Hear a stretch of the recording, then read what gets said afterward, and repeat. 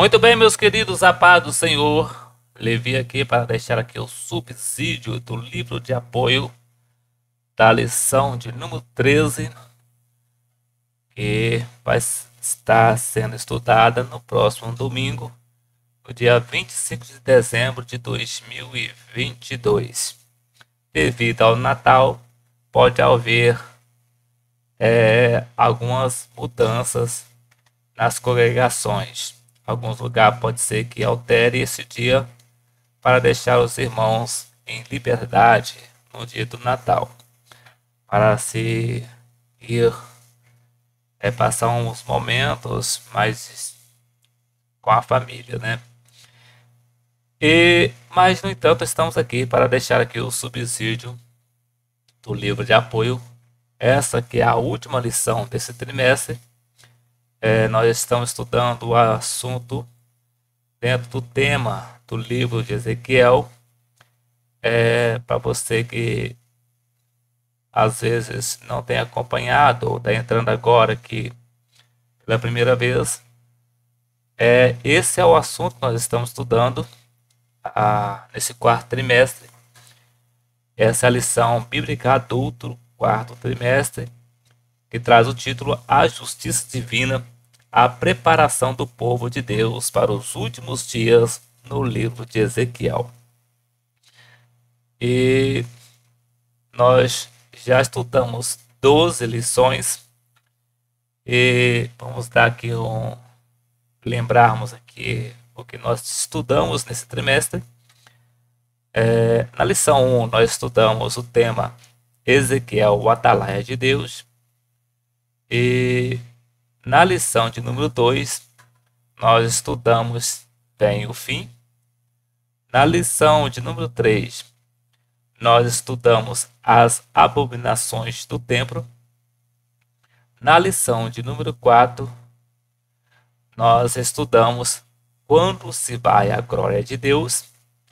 Na lição de número 5, nós estudamos contra os falsos profetas.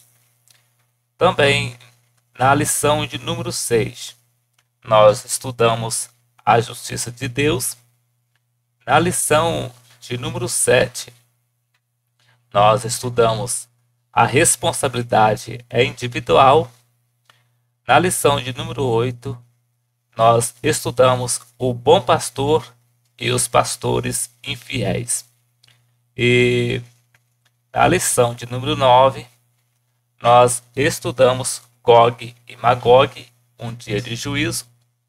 Na lição de número 10, nós estudamos a restauração nacional e espiritual de Israel. E na lição de número 11, nós estudamos a visão do templo e o milênio. E na lição de número 12, que foi estudada no dia 18 de dezembro, que foi no domingo passado, estudamos imersos no Espírito nos últimos dias. E agora, no próximo domingo, no dia 25 de dezembro, estaremos encerrando então esse quarto trimestre com a lição de número 13, que traz o título O Senhor está ali. E nessa lição,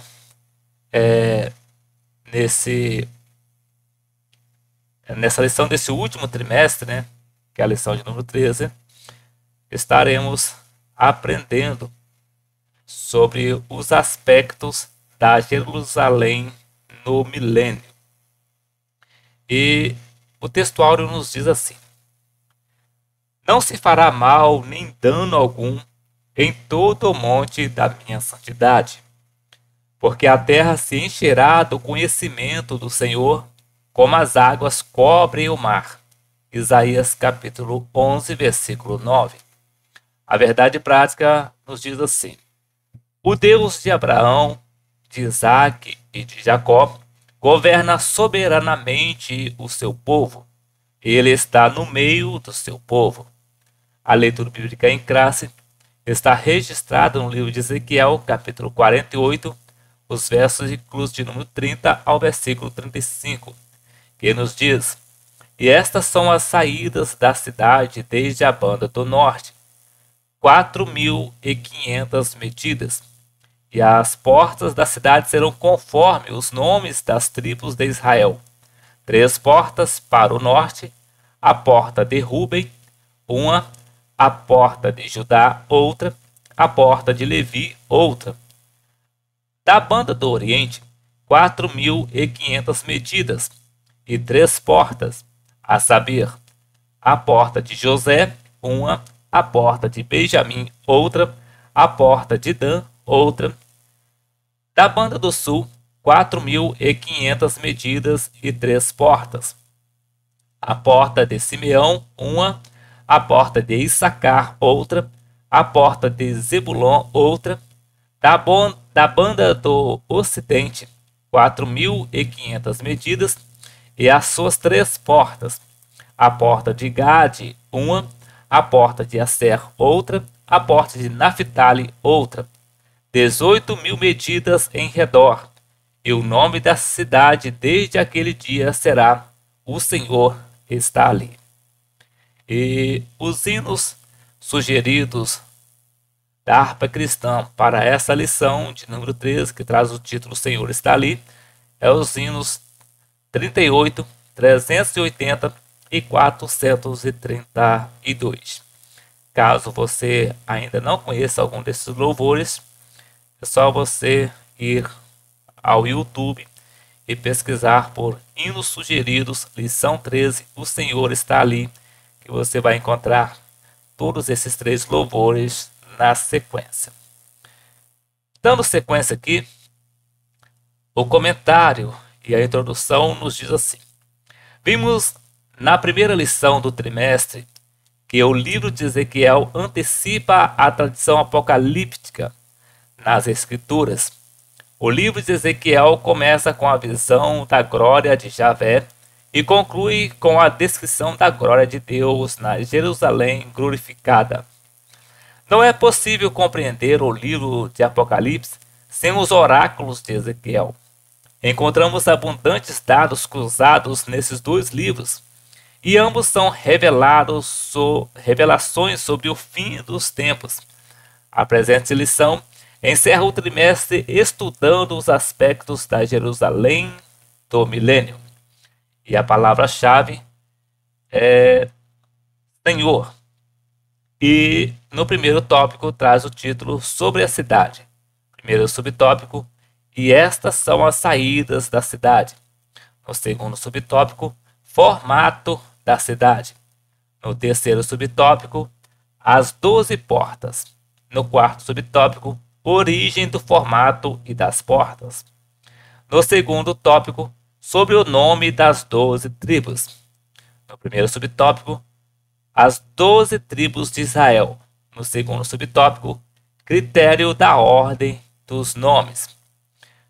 No terceiro subtópico, propósito dos nomes. No terceiro tópico, o Senhor está ali. No primeiro subtópico, os nomes da cidade. No segundo subtópico, o nome divino. No terceiro subtópico, Yahvé chamar. E agora nós vamos para o livro de apoio. E para você que ainda não se inscreveu, não deixa de se inscrever aqui para ajudar o nosso canal. Em nome de Jesus, e Deus vai estar abençoando a sua vida. Voltando aqui para o livro de apoio, o último estudo desse trimestre, que traz o título da lição, O Senhor está ali, está registrado em Ezequiel capítulo 48, do versículo 30 ao versículo 35, que nos diz: o livro de Ezequiel termina com as fronteiras da terra prometida, a partilha do território entre as tribos de Israel e a Jerusalém milenial. Os limites geográficos são descritos em Ezequiel capítulo 47, dos versículos 13 ao versículo 20. O capítulo 48 começa com a partilha da terra entre 7 tribos. as quais recebe como herança a parte norte, e as outras 5 tribos recebe a parte sul. O santuário, os sacerdotes, os levitas e o príncipe se localizam no centro. Esse novo plano lembra a partilha anunciada por Moisés em Números capítulo 34 e implantada por Josué depois de suas conquistas. As promessas de Deus feitas a Abraão concernente à possessão da terra aos filhos de Israel não perderam a validade. O profeta conclui o oráculo iniciado no capítulo 40 com a descrição da cidade milenial de Jerusalém. O livro de Ezequiel começa com a visão da glória de Javé, Deus, e conclui com a descrição da glória de Deus na Jerusalém glorificada. O profeta viu em visão a glória de Deus partindo e retornando depois da restauração de Israel e finaliza o livro com o próprio Deus no meio do seu povo. Encontramos abundantes dados cruzados em Ezequiel e Apocalipse, e ambos são revelações sobre o fim dos tempos. Ezequiel antecipa a tradição apocalíptica nas Escrituras. Não é possível compreender o livro de Apocalipse sem os oráculos de Ezequiel.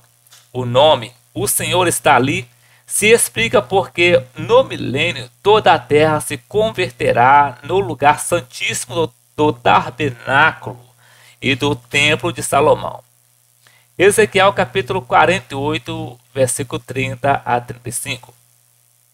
São estas as saídas da cidade. Do lado norte, que mede 2.250 metros, 3 portões, o portão de Ruben, o de Judá e o de Levi, sendo que os portões da cidade terão os nomes das tribos de Israel. Do lado leste, 2.250 metros e 3 portões, a saber, o portão de José, o de Benjamim e o de Dan. Do lado sul, 2.250 metros e 3 portões, o portão de Simeão, o de Issacar e o de Zebulon. Do lado oeste, 2.250 metros e os seus 3 portões, o portão de Gade, o de Asser e o de Naphtali. O contorno será de 9 quilômetros, e o nome da cidade desde aquele dia será O Senhor está ali. Esta seção final da profecia é um suprimento não somente do capítulo, mas também do próprio livro. Há certa similaridade entre a visão de Ezequiel e a do apóstolo João no livro de Apocalipse, na linguagem e no conteúdo. Mas é importante que o estudante da palavra de Deus saiba distinguir a diferença entre a Jerusalém do milênio e a nova Jerusalém do mundo vindouro. Capítulo 48, versículo 30, parte A do livro de Ezequiel. Apesar de o nome da cidade não ser mencionado, o contexto deixa claro que se trata de Jerusalém. São estas as saídas da cidade. O termo hebraico para as saídas é totsaot, do verbo itzá, vai vir para fora, avançar. Sair, vir para fora, avançar, aparece somente uma vez em Ezequiel e é usado no livro de Números, traduzido por saídas. Mas o sentido é de limites, extremidades. A tradução brasileira emprega extremidade no versículo 4 e não o termo nos versículos seguintes, como o profeta usa outra palavra para saídas. Motzá, ato de sair, local de saída. Muitos expositores no Antigo Testamento acham que saídas, apesar de semanticamente correto, não se ajusta bem nesse contexto. A ideia, segundo alguns, seria estas são as extremidades da cidade, mas saídas é a forma familiar e mais tradicional mantida na Septuaginta e nas nossas versões da Bíblia. A descrição da cidade de Ezequiel revela ser ela quadrada, porque a medida é igual nos 4 lados. Estas serão as suas dimensões: o lado norte de 2.250 metros, o lado sul de 2.250 metros, o lado leste de 2.250 metros e o lado oeste de 2.250 metros. Nessa visão suplementar, ele fala de 4 lados descritos no sistema horário: norte, leste, sul e oeste, um tipo da Nova Jerusalém. A extensão de cada lado é de 4.500 canas, ou 4.500 côvados. A cidade de Jerusalém, levando em conta todos os seus períodos históricos, nunca teve a sua área territorial e nem a sua arquitetura quadrada. O que o profeta está revelando é algo novo até então. É uma figura da Nova Jerusalém no mundo vindouro. Capítulo 48, versículo 31 de Ezequiel. A palavra profética anuncia que os portões das cidades terão os nomes das tribos de Israel. Os patriarcas Abraão, Isaque e Jacó aparecem com frequência nas escrituras como representantes e fundadores da nação de Israel. Em outras vezes, são os nomes das 12 tribos de Jacó que aparecem para representar as 12 tribos de Israel. Desses 3 patriarcas do Gênesis, Jacó foi o único em que não houve seleção dos filhos para formar a nação de Israel. De Abraão, o filho escolhido foi Isaque. De Isaque, o filho escolhido foi Jacó. De Jacó, todos foram incluídos. Os 12 filhos de Jacó deram os seus nomes aos 12 territórios na terra de Canaã, durante a partilha da terra sob a liderança de Josué. Assim, o propósito desses 12 nomes dos filhos de Jacó como representantes da nação está claro também no éfode sacerdotal. Coloque as 2 pedras nas ombreiras da estola sacerdotal, por pedras de memória aos filhos de Israel. E Arão levará esses nomes sobre os seus ombros, para a memória diante do Senhor. O nome nas 12 portas da Jerusalém milenial, bem como na Nova Jerusalém, tem por propósito a memória dos filhos de Israel. A Jerusalém histórica do período de Ezequiel e Jeremias possuía pelo menos 7 portas segundo o livro de Jeremias: a porta do povo, a porta do sol, a porta de Benjamim, a porta da esquina, a porta dos cavalos, a porta do meio e a porta entre os muros. Alguns acham intrigante o projeto da visão de Ezequiel: o formato quadrado, o templo no centro e as 12 portas, visto não haver paralelo no antigo antes de Ezequiel. Bloch comenta: um notável análogo extrabíblico para o presente projeto é encontrado na torre do templo babilônico de Marduk, Etermanakh, cujo recinto sagrado era também projetado com um quadrado, acessível por meio de 12 portas. O formato dos muros da cidade de Babilônia era quadrado, e sua área era dividida pelo rio Eufrates, com a maior parte localizada no lado oriental do rio, dentro da muralha de dimensão, conforme planta. No centro da parte oriental estava o complexo arquitetônico mais importante da cidade, o templo escalonado Etermanakh, que era o santuário de Marduk, divindade nacional de Babilônia. Esse templo, um zigurate, ficava no centro de um quadrado de aproximadamente 460 por 410 metros. A principal porta da Babilônia era o portão de Instar. Nessa região estava Ezequiel entre os exilados de Babilônia. Ele devia conhecer bem a cidade. onde vivia entre os judeus exilados, e também o templo e a cidade de Jerusalém, pois era sacerdote e um dos deportados da cidade. Deus é a fonte da revelação, da inspiração, da visão e da mensagem de Ezequiel.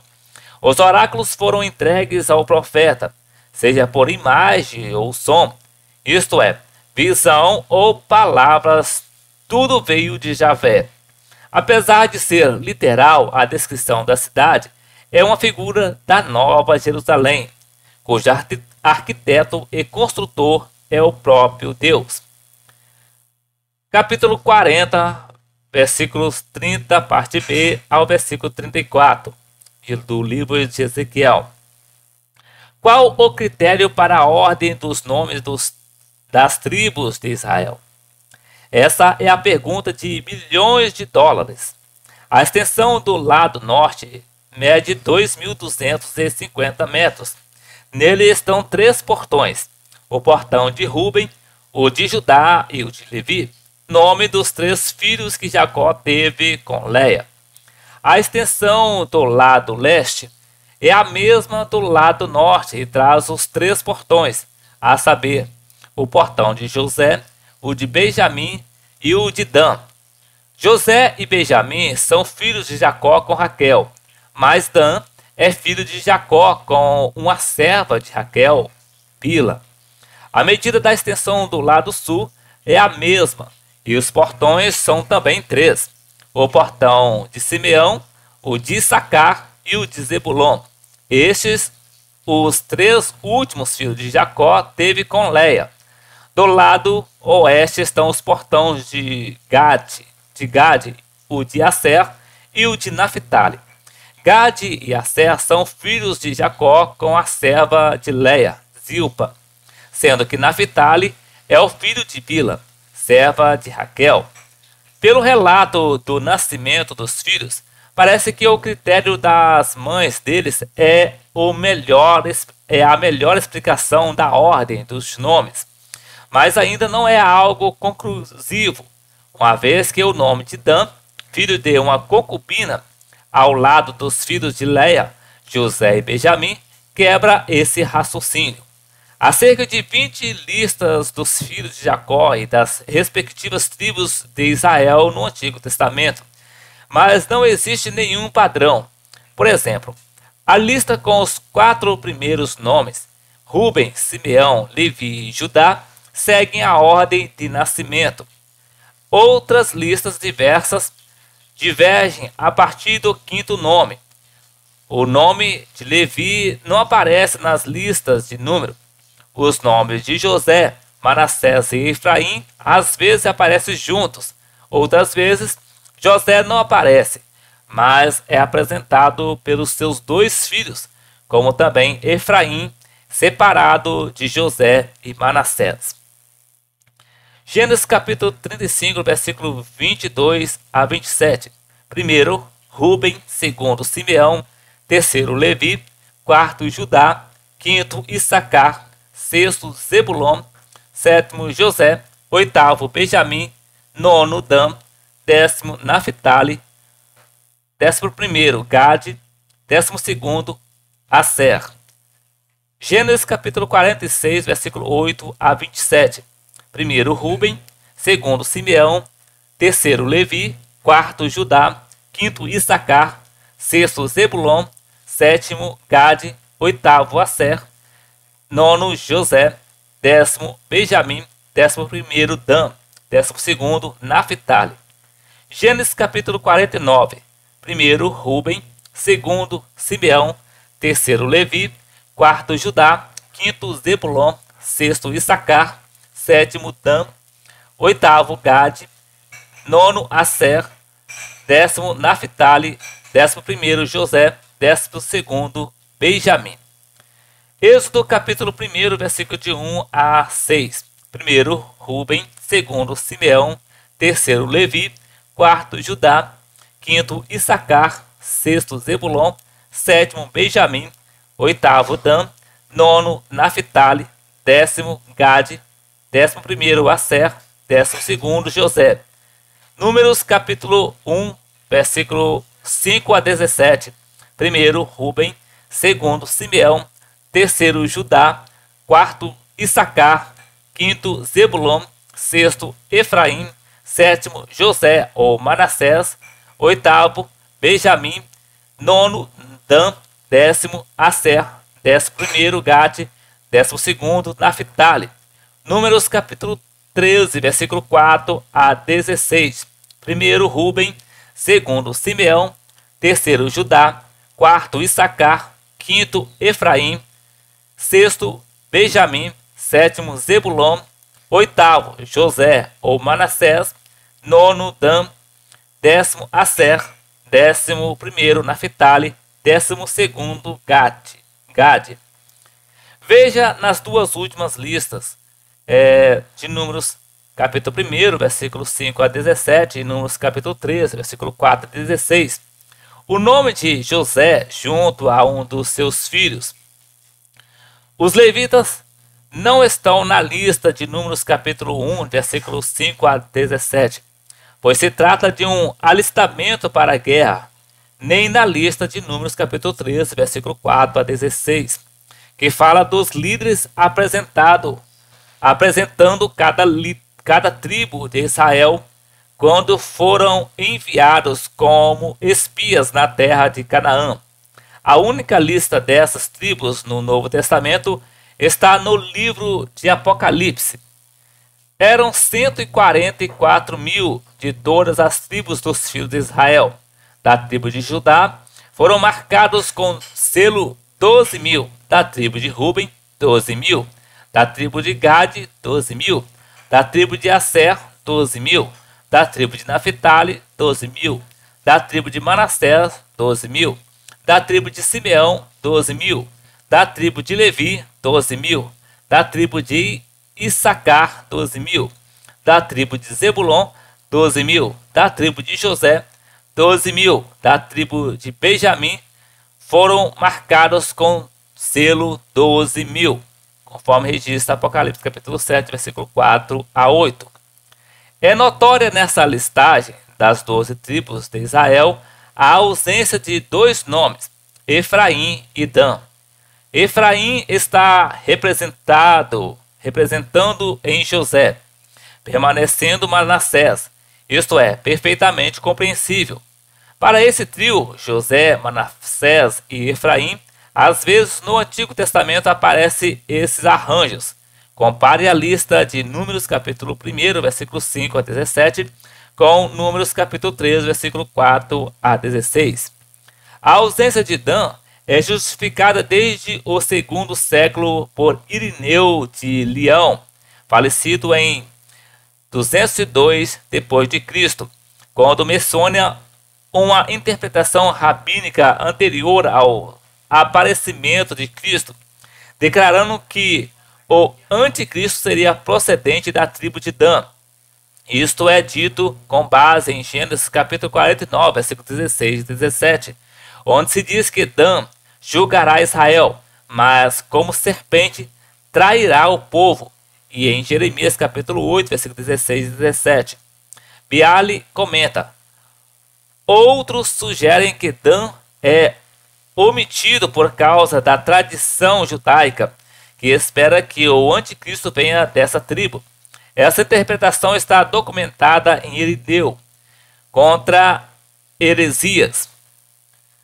Talvez seja esta a razão da tribo de Judá encabeçar a lista em Apocalipse capítulo 7, versículo 5, uma vez que essa é a tribo da qual veio o Messias. Davi pertence à tribo de Judá.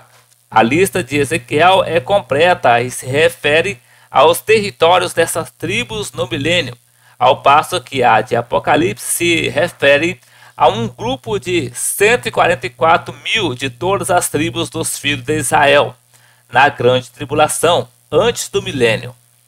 Capítulo 48, versículo 35 de Ezequiel. E o nome da cidade desde aquele dia será: O Senhor está ali.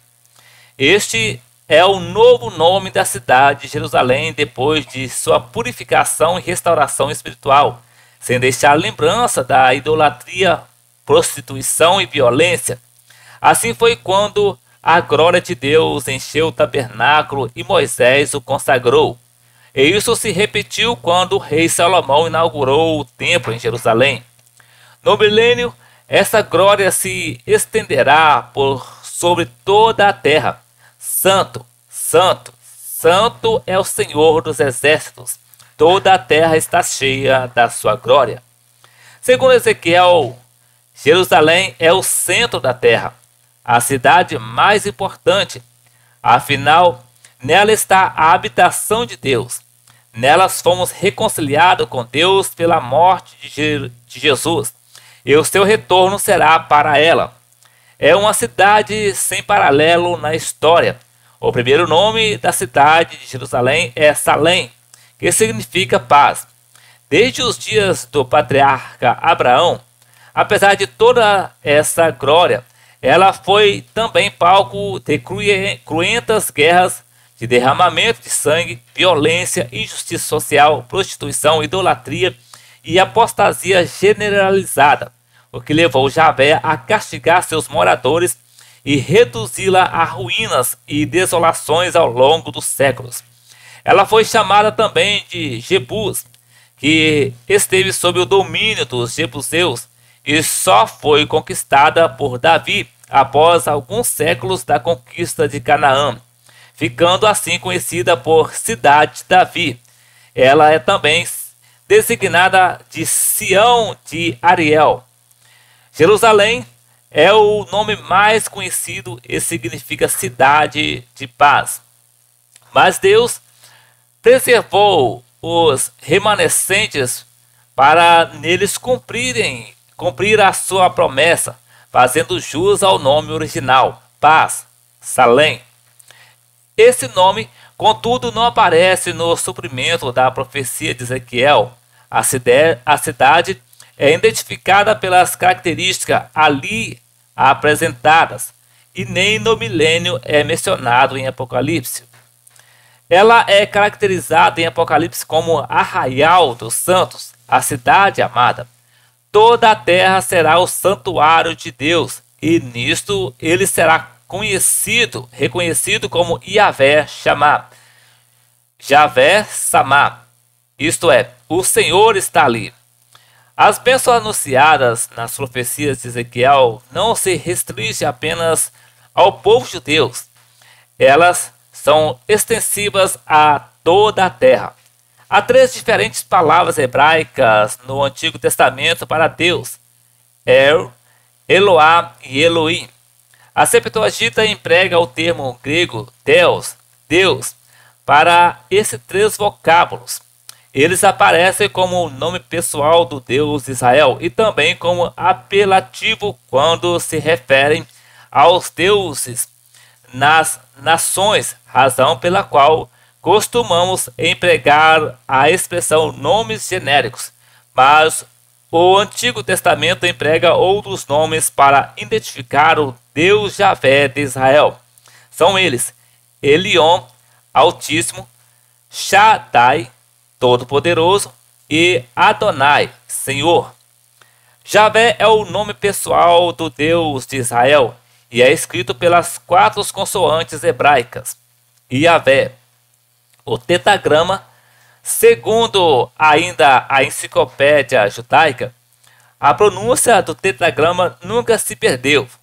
A verdadeira pronúncia do nome Yahvé nunca foi perdida. Vários escritores gregos primitivos da igreja cristã testificam que o nome era pronunciado Yahvé. Isto é confirmado pelo menos pela vogal da primeira sílaba do nome, pela forma curta Yah, que às vezes é usada na poesia. Por exemplo, Êxodo capítulo 15, versículo 2. E o Yau, ou Yah, que serve como final de sílaba em muitos nomes hebraicos. Na opinião de muitos eruditos, Yahvé é uma forma verbal da raiz Yah, que é uma variante mais antiga da raiz Ye, ser. A vogal da primeira sílaba mostra que o verbo é usado na forma de o futuro presente causativo, ifio, e deve, portanto, significar ele causa a ser, ele traz a existência. A explicação do nome como é dado em Êxodo, capítulo 3, versículo 14. Yevé, Assé, Efe. Eu sou o que sou. Oferece uma etimologia popular comum na explicação bíblica dos nomes, mais do que uma estritamente científica. Os nomes de Deus não são apenas um apelativo ou simplesmente uma identificação pessoal, mas são inerentes à sua identidade e natureza e revelam suas obras e atributos. Não é meramente uma distinção dos deuses das nações pagãs. O nome revela o poder, a grandeza e a glória do Deus Todo-Poderoso, além de mostrar seus atributos. A Bíblia também emprega o nome hebraico, Shem, nome para Deus como nome próprio, para de lá trazer a arca de Deus, diante da qual se invoca o nome do Senhor dos Exércitos. Ou como o artigo, Hashem, o filho da mulher israelitas blasfemou o nome e praguejou. A Bíblia nos mostra com clareza que Deus se deu a conhecer nos tempos do Antigo Testamento por vários nomes inerentes à sua natureza e às circunstâncias da sua revelação. Para Abraão, ele apareceu como a provisão para o sacrifício em lugar de Isaque, seu filho, com o nome Yahvé, ou Javé, Jireh, que significa o Senhor proverá, e prometendo livrar os filhos de Israel daquelas pragas e enfermidades que sobrevieram aos egípcios. Ele se manifestou como Yahvé Rafá, ou Javé Rafá, isto é, o Senhor que sara. Numa época de angústia, nos dias difíceis dos juízes de Israel, ele apareceu a Gideão como Yahvé Shalom, isto é, o Senhor é paz, para todos que peregrinam sobre a terra. Ele se apresenta como Yahvé Roi, que significa o Senhor é meu pastor. Mas o nome divino Yahvé Shammah, Javé Samá, isto é, o Senhor está ali, é o novo nome dado à cidade no milênio. O objetivo é dissociar o nome de Jerusalém dos pecados do passado. E tendo aqui nós fechado aqui o subsídio do livro de apoio, nós vamos voltar aqui na lição para nós fecharmos aqui a conclusão da lição. Na conclusão da lição, ela nos diz assim: o apóstolo Paulo ensina que com a queda de Israel veio a salvação para os gentios. O que não diremos com a sua plenitude? As bênçãos anunciadas nas profecias de Ezequiel não se restringem apenas ao povo de Deus. Elas são extensivas a toda a terra. É importante salientar que nós já estamos sendo abençoados como igreja pela presença do Espírito Santo em nossas vidas. Então, meus queridos, esse aqui foi o subsídio do livro de apoio da lição de número 13, que trouxe o título O Senhor está ali, sendo aqui a última lição. Na próxima semana, nós vamos estar iniciando a lição do primeiro trimestre de 2023, que vai trazer o título Aviva a Tua Obra o chamado das Escrituras ao quebrantamento e ao poder de Deus. Aqui eu vou dar uma discorrida aqui para os irmãos conhecerem, para você que ainda não está de posse da sua lição, para apresentar para os irmãos a lição do primeiro trimestre. Já tem um vídeo no canal referente a isso, mas vamos dar uma discorrida aqui para os irmãos aproveitarem. Na primeira lição de número 1, nós vamos estar estudando o avivamento espiritual. Na lição de número 2, vamos estar estudando o avivamento no Antigo Testamento. Na lição de número 3, vamos estar estudando o avivamento no Novo Testamento. Na lição de número 4, vamos estudar o ministério avivado de Jesus. Na lição de número 5, vamos estudar o avivamento na vida da igreja. Na lição de número 6, vamos estudar o avivamento no ministério de Pedro. Na lição de número 7, vamos estar estudando Estevão, um mártir avivado. Na lição de número 8, vamos estudar o avivamento espiritual no mundo. Na lição de número 9, nós vamos estudar o avivamento pentecostal no Brasil. Na lição de número 10, vamos estudar o avivamento na vida pessoal. Na lição de número 11, vamos estudar também o avivamento e a missão da igreja. Na lição de número 12, vamos estudar vivendo no Espírito. E fechando o trimestre, ou o primeiro trimestre de 2023, a lição de número 13, aviva, ó Senhor, a tua obra. Então essa aqui vai ser então a primeira lição do próximo trimestre, que nós vamos estar estudando no primeiro trimestre de 2023, que vai trazer o título Aviva a tua obra, o chamado das Escrituras ao quebrantamento. Então, meus queridos, que Deus em Cristo abençoe a sua vida. E até o próximo vídeo, querendo o Senhor Jesus.